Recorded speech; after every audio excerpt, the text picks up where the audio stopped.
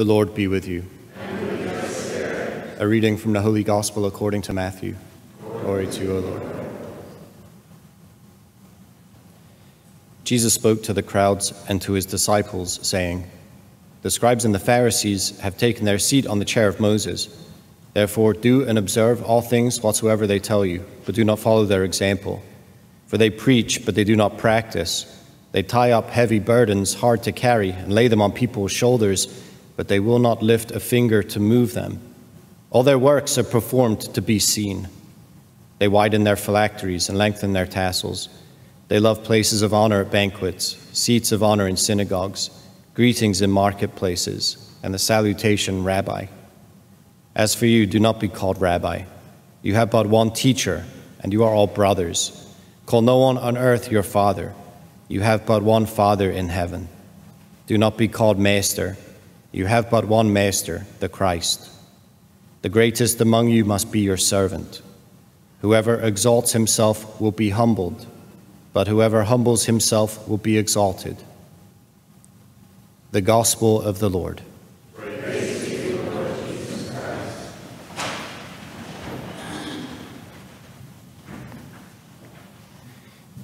Yeah, I'm tempted to start out by saying, Jesus is right.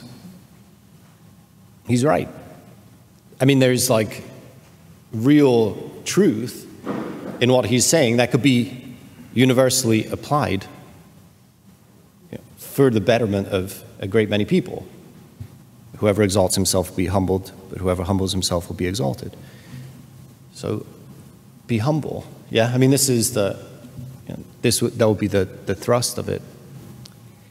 But I have to say that there's something much more profound going on in this passage. We have to, perhaps we have to sit with it to allow it to be, what Jesus is saying in his condemnation of the scribes and the Pharisees, and this continues throughout this chapter. It's actually the last main teaching block of Jesus. It's so significant. So there's a lot here, and we'll get into it more as we go.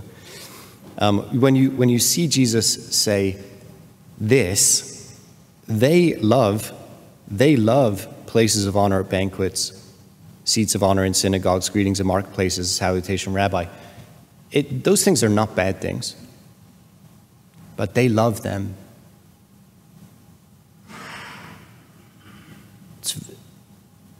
It's a very different kind of thing going on here. Do you know, like, it's in one way it's subtle.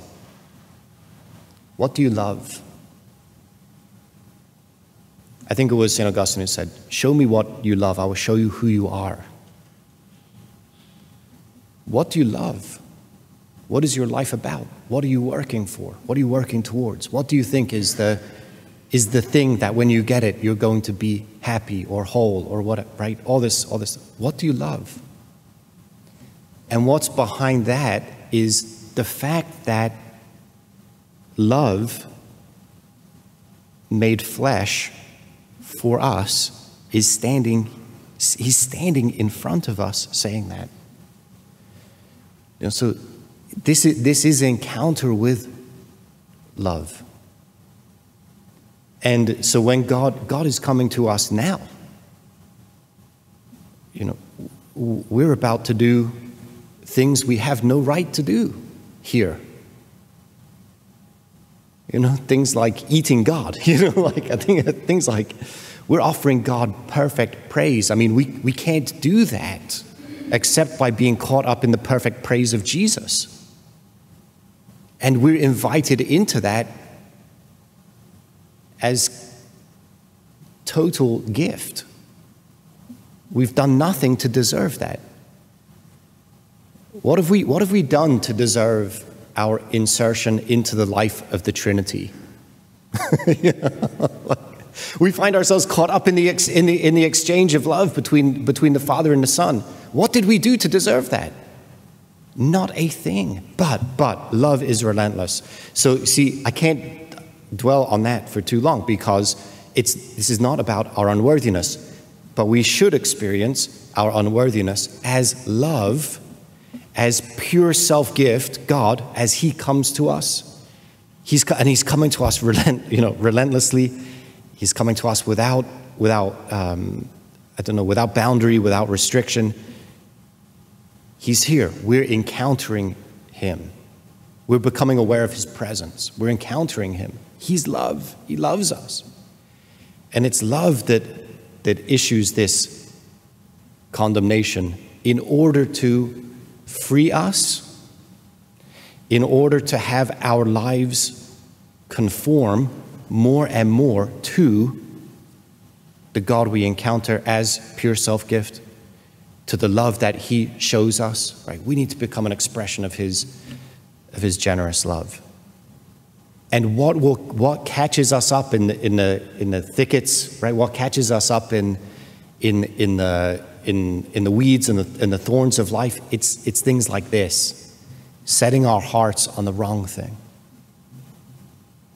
Yet again, these things are not bad, and in fact, we encounter them in other places of the New Testament.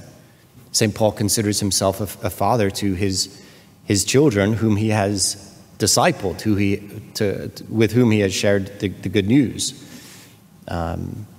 So it's not as though these things, calling no one master.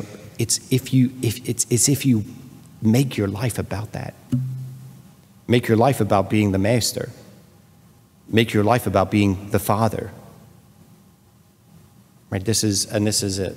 Is to say, how do we best receive God and his love for us? It's humility.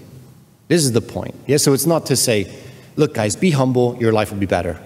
It's like, okay, well that's true, but what we want is to have hearts wide open to the love of God. He's pouring himself out for us. We're receiving him whole and entire. We dare to approach the altar to receive the Eucharist, to receive the love of God made flesh for us. We dare to do that. God is giving himself to us there, whole and entire. And part of our receiving, our worthy reception of the sacrament, our worthy reception of the body and blood of Christ, our worthy reception of Jesus, whole and entire, is what? Is to make the act of love, adoration to him, and to embody his love for the world. Right? That's reception. Reception it's not passive, it's not mechanical. Reception is to give also. To give in return for what we have received. It's part of the act of reception. So that's it. It's love, yeah? And again, just as we've been talking about all this week, it has to go down deep. Don't be content with superficiality in any way. Love's out of order, loving, something other than God first. It's superficial. It's a superficial life. It's not the life that you were called to. The love of God, we want, again, to go down deep so that we can become a true incarnation, a true enfleshment of God's love for the world. That's the whole point. Yeah. So there's much more to say here, but that's enough. Yeah. Love is all, because it's all about love. It's more than enough. It's everything. So, and for my inspiration, Saint Bernard. You can read his writings. He's focused. This is what makes him a doctor of the church, by the way, is that he's so intent on love. And then also what love means as we receive it, right? We come into contact with it in our incapacity to receive it, in our unworthiness, but we receive it. God is pouring himself out for us, and we are making a return with everything we've got. It's the only way to receive love worthily, is to make the return with everything we've got. We can't match God's gift. This will be his point. We can't match God's gift, but he is pouring his whole self out for us. We then have to pour our whole selves out for him. We do it here in adoration and praise of God.